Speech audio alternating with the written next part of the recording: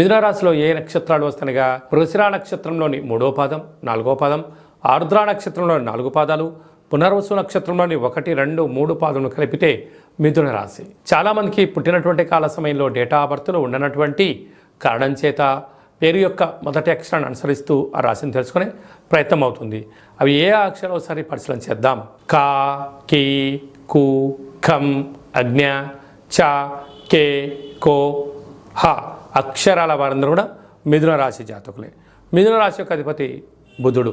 వీరికి అర్ధాష్టమ కేతువు, అష్టమంలో కుజుడు మరియు శుక్ర సంచార స్థితి, భాగ్యంలో బుధాదిత్య రాజయోగం, రవి బుధ మరియు శని సంచార స్థితి, మీనరాశిలో రాహు సంచార స్థితి, మిథున రాశిలో గురు సంచార స్థితిలో ఉన్నప్పుడు స్వయం వృత్తులు, వ్యాపారాలు, సేవారంగ కార్యక్రమాల్లో అద్భుతమైనటువంటి ఆలోచన విధానం వలన, స్వయం నిర్ణయం